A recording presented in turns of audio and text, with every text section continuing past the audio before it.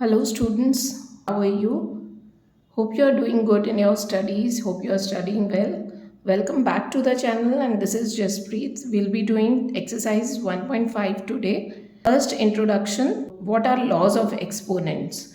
You must have studied this in your earlier classes. अब laws of exponents के लिए आपको ये form समझना होगा. That is a raised to m. It is read as, इसको पढ़ा कैसे जाता है, a raised to m. ठीक है, इसको ये रेस टू पढ़ा जाता है. रेस टू मीन्स इसकी पावर है. इस m को हम लोग क्या बोलेंगे, एक्सपोनेंट्स या पावर. और इसको हम क्या बोलेंगे, a को हम क्या बोलेंगे, a को हम बोलेंगे base. a is the base. 3 raise to 2, तो 2 इसमें क्या होगा, पावर है, और 3 इसमें क्या होगा, बेस है. तो this is base and 2 is power. तो हम इसको कैसे पढ़ सकते हैं, या तो हम 3 स्क्वायर पढ़ लें क्योंकि 2 को स्क्वायर कहते हैं, और 3 रेस टू 2 भी पढ़ सकते हैं. तो अब इसके लॉस पढ़ते हैं. जैसे a रेस टू m, ये डॉट का मतलब क्या है, multiply by a raise to n. तो a raise to m multiply by a raise to n क्या होता है. तो अब बेसिस सेम है. जब बेसिस सेम है, दोनों नंबर्स के बेसिस सेम है, इसमें a बेस है, इसमें दूसरे में भी a बेस है, तो फिर इसमें पावर्स क्या हो जाएंगी, ऐड हो जाएंगी. दैट मीन्स जब हम मल्टीप्लाई करते हैं पावर्स ऐड हो जाती है. और जब a raise to m whole raise to n है, दैट मीन्स पहले एक पावर पर रेस्ड है, फिर दूसरी पावर पर रेस्ड है, तो इसको हम क्या बोलेंगे, a रेस टू mn. ये मल्टीप्लाई हो जाएंगी powers, m multiply by n. a raise to m divided by a raise to n. Bases same होने चाहिए बेटा, बेसिस सेम है, इधर भी बेसिस सेम थे, इधर बेसिस सेम है. तो जब बेस सेम है, पावर्स अलग अलग है, तो ये पावर अगर डिवाइड हो रहा है तो पावर्स क्या हो जाएंगी, सब्ट्रैक्ट हो जाएंगी. a raise to m, b raise to m. अब इसमें क्या है, इसमें बेसिस क्या है, डिफरेंट है, और पावर्स सेम है. बेस इसमें क्या है, डिफरेंट है, इसमें a है और इसमें b है, बट दोनों केसेस में पावर सेम है. तो हम क्या करेंगे, a multiply by b, that is A B whole raise to m. ये होल रेस टू एक बार पावर लगा देंगे m, और नीचे बेसिस को मल्टीप्लाई कर लेंगे. 1 upon a raise to m क्या होता है, दैट मीन्स अगर हमारे पास नीचे एक ऐसा नंबर है जो रेस टू सम पावर है, किसी पावर पर रेस टू है, और हम उसे ऊपर लेकर जा रहे हैं, दैट मीन्स हम न्यूमरेटर में लेकर जा रहे हैं, तो उसकी पावर का साइन बदल जाएगा. That is a raise to positive m था, वो क्या हो जाएगा, नेगेटिव m. जैसे सपोज करिए 1 अपॉन 3 स्क्वायर है, तो ये किसके बराबर हो जाएगा, 3 रेस टू माइनस 2. और अगर 3 रेस टू माइनस 2 है, तो हम इसे कैसे लिख सकते हैं, 1 upon 3 raise to 2. That means इसका अगर पावर को हमें नेगेटिव दिया गया है, तो हम इसका रेसिप्रोकल कर ले तो पावर पॉजिटिव हो जाएगी. तो अगर हम इसे ऊपर लेके जाएंगे, पावर का साइन बदल जाएगा, और हम इसे नीचे लेकर आएंगे तो पावर का साइन बदल जाएगा. तो इसमें क्या कर रहे हैं हम लोग, जब हम नंबर्स को जो रेस टू सम पावर होती है, अगर हम न्यूमरेटर से डिनोमिनेटर में लेकर जाएंगे, तो साइन जो होते हैं पावर के वो चेंज हो जाते हैं. ओके, तो let us move to questions. सबसे पहले ये करते हैं एक example. 17 raise to 2 multiply by 17 raise to 5. ये मल्टीप्लाई का साइन होता है, तो that means 17 raise to 2 plus 5. तो ये क्या आंसर आ गया, 17 रेस टू 7. क्यों, क्योंकि इसमें आइडेंटिटी क्या थी, a raise to m multiply by a raise to n is equal to a raise to m plus n. अब दूसरा क्वेश्चन करते हैं. 5 raise to 2 whole raise to 7. अब जब ये इस तरीके की आइडेंटिटी है, a raise to m whole raise to n, तो फिर इसमें क्या होगी, पावर्स क्या हो जाएंगी, मल्टीप्लाई हो जाएंगी. 5 रेस टू 14, 2 7 ज़ा 14. अब उसके बाद 23 raise to 10 upon 23 raise to 7. अब इसमें बेसिस सेम है और ये डिवाइड हो रहा है, तो इसको क्या लिखेंगे, 23 10 रेस टू माइनस 7. 23 एक बार लिखेंगे और 10 में से माइनस 7 कर देंगे, तो ये क्या आ जाएगा, 23 रेस होल रेस टू 3. अब हम करते हैं 7 raise to 3 multiply by 9 raise to 3. अब बेटा बेसिस डिफरेंट है और पावर्स क्या है, हमारी सेम है, तो बेसिस को हम मल्टीप्लाई कर लेंगे और होल रेस टू एक बार पावर लिख लेंगे. 9 7 ज़ा 63, 63 होल रेस टू 3. तो दिस इज द आंसर. अब अगर हमारे पास दूसरे नंबर्स है, fractional numbers, 2 raise to 2 by 3 multiply by 2 raise to 1 by 3. तो इसमें बेसिस सेम है, पावर्स क्या हो जाएंगी, मल्टीप्लाई हो रही है, बेसिस सेम है तो पावर्स क्या हो जाएंगी, ऐड हो जाएंगी। तो 2 रेज टू 2/3 प्लस 1/3, तो that is 2 raise to 2 plus 1/3, that is 2 raise to 3/3। तो इसका आंसर क्या आ जाएगा, 2 रेज टू 1। ओके, अब हम नेक्स्ट क्वेश्चन पर आते हैं। 3 raise to 1/5 whole raise to 4। अब ये किस फॉर्म में है, a raise to m whole raise to n के फॉर्म में। तो हम इसे कैसे लिख सकते हैं, 3 raise to 1/5 multiply by 4, that is 3 raise to 4/5। अब हम नेक्स्ट क्वेश्चन पर आते हैं। 7 raise to 1/5 upon 7 raise to 1/3। अब ये क्या हो रहा है, डिवाइड हो रहा है, बेसिस सेम है तो हम क्या करेंगे, माइनस कर देंगे पावर, 1/5 माइनस 1/3, दैट इज, अब इसका एलसीएम लेंगे, 5 और 3 का एलसीएम क्या होता है, 15, 5 3 ज़ा 15 माइनस 5, दैट इज ये क्या आ जाएगा, 7 रेज टू -2 अपॉन 15।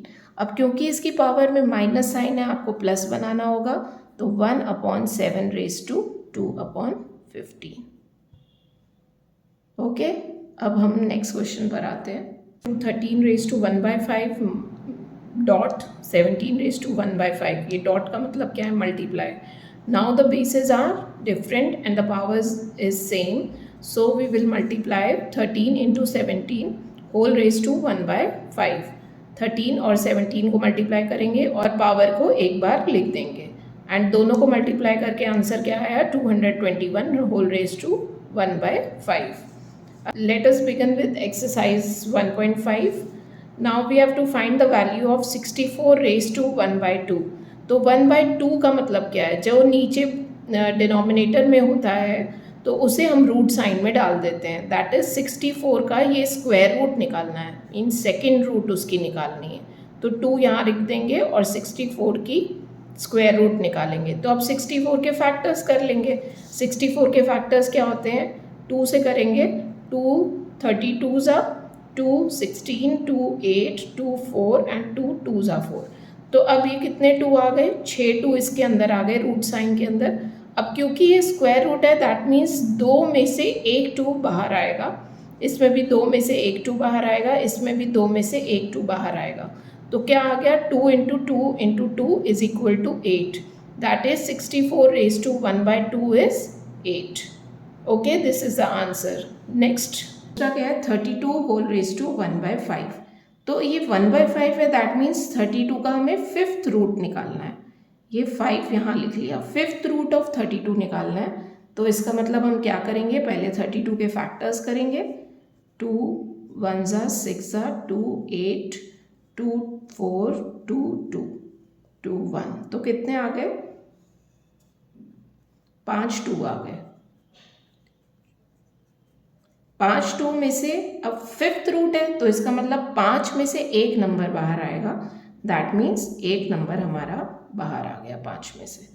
अब दूसरा क्वेश्चन क्या है हमारा, 125 होल रेज टू 1/3। तो अब इसमें क्या करेंगे, 125 अंदर लिखेंगे और यहाँ पर 3 लिखेंगे, that means cube root of 125। अब 125 के फैक्टर्स कर लेंगे, 5 5 ज़ा 25 एंड 5 1 ज़ा 5, तो दैट इज, अब ये क्यूब रूट ऑफ 125 है, दैट मीन्स कितने नंबर्स में से बाहर निकलेगा, 3 नंबर में से एक नंबर बाहर निकलेगा, दैट इज 5। तो 5 आपका आंसर हो गया।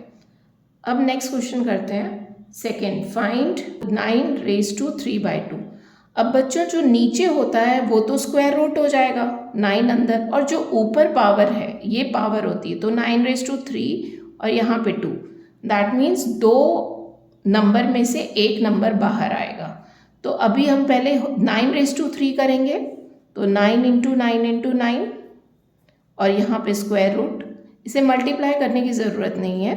तो 9 के फैक्टर्स आपको पता है क्या होंगे, 3 इंटू 3, दूसरे 9 के फैक्टर्स भी 3 इंटू 3 और तीसरे 9 के भी फैक्टर्स 3 इंटू 3। अब इसका मतलब क्या है, हमें 2 3 में से एक 3 बाहर निकालना है, क्योंकि ये स्क्वायर रूट है, इसे आप नहीं भी लिखेंगे 2 को तो भी चलेगा। तो 3 इंटू 3 में से एक 3 बाहर आया, दूसरे 3 इंटू 3 में से एक 3 और तीसरे 3 इंटू 3 में से एक 3। तो ये आंसर क्या आ गया 27। नाउ नेक्स्ट क्वेश्चन इज 32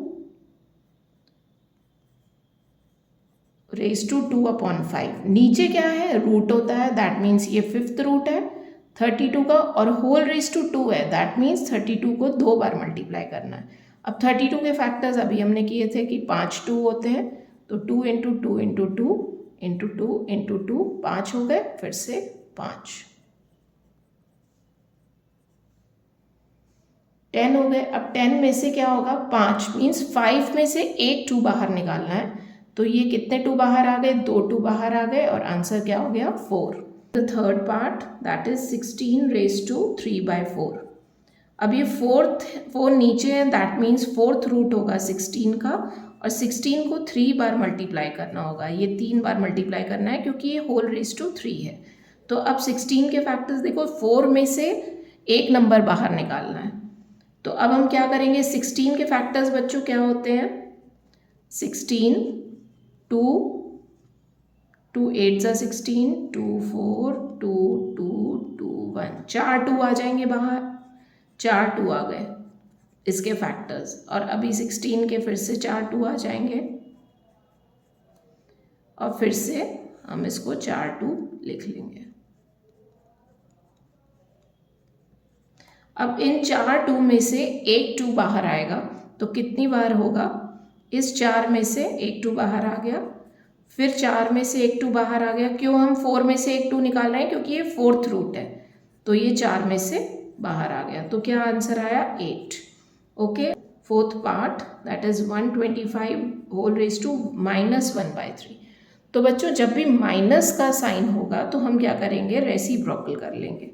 सबसे पहले हम इसकी पावर को पॉजिटिव बनाएंगे, तो ये हो जाएगा 125 होल रेज टू 3। ओके, अब हम क्या करेंगे, 125 के फैक्टर्स लेंगे, जो कि क्या होता है 5 इंटू 5 इंटू 5, एक बार आप कर लो, 5 इंटू 5 इंटू 5 होता है। अब 5 इंटू 5 इंटू 5, ओ सॉरी, ये 3 हो क्यूब रूट में आएगा, ये नीचे है तो इसलिए ये थर्ड रूट में आएगा, और -1 को रेज टू था तो हमने 1/125 कर लिया, ये नीचे होगा, दैट मीन्स ये रूट है, तो इसका मतलब 5 इंटू 5 इंटू 5 है, और हम इसमें से 3 में से एक 5 बाहर निकालेंगे, तो 1 तो ऊपर ऐसे ही रहेगा, और 5 हमने कर लिया, तो आंसर क्या आ जाएगा 1/5। Again simplify, 2 raise to 2/3 dot है तो दैट मीन्स मल्टीप्लाई होगा। अब बेसिस बच्चों सेम है, तो हम पावर्स को क्या करेंगे, ऐड कर लेंगे, 2/3 प्लस 1/5, तो ये क्या हो जाएगा 2 रेज टू, ये 5 एलसीएम हो जाएगा, सॉरी 15 एलसीएम हो जाएगा, 5 2 ज़ा 10 plus 3 that is 2 raise to 13/15, 1/3 raise to 3 whole raise to 7। अब बच्चों ये इस फॉर्म में लिखा है, तो हम इसे ऐसे भी लिख सकते हैं 1/3 whole raise to 3 whole raise to 7। बात सेम है क्योंकि 1 रेज टू 3 1 ही होता है, तो हम इसको क्या लिख सकते हैं 1/3 को क्या 1/3, और ये 7 इंटू 3 क्या हो जाएगा 21। ओके, ये किस फॉर्म में लिखा है, a raise to m whole raise to n के फॉर्म में है, तो a रेज टू mn हो जाएगा। आप आइडेंटिटी साथ में लिख देना ऐसे ब्रैकेट में। ओके, अब यहाँ पे हमने क्या किया, यहाँ पर भी आइडेंटिटी लिख देना, a raise to m multiply by a raise to n is equal to a raise to m plus n। अब यहाँ पे थर्ड क्वेश्चन में हम आते हैं, थर्ड पार्ट पर, 11 raise to 1/2 upon 11 raise to 1/4। तो अब इसे हम क्या करेंगे, it is divide and both the numbers have the same base, तो 11 रेज टू 1/2 माइनस 1/4, तो हम पावर्स को सब्ट्रैक्ट कर देंगे। 11 रेज टू, अब इसमें एलसीएम बच्चों क्या आएगा 4, तो ऊपर क्या आएगा 2 minus 1, that is 11 raised to 1/4. So this is the answer. Now we move to next part, that is 7 raised to 1 by 2 dot 8 raised to 7 by dot 8 raised to 1 by 2. अब इसमें बेसिस डिफरेंट है और powers क्या है, same है. तो 7 multiply by 8 whole raise to 1 by 2, that is 56 whole raised to 1 by 2. So this is the answer. First chapter is completed. So I will be giving you extra questions from this chapter within 2 to 3 days.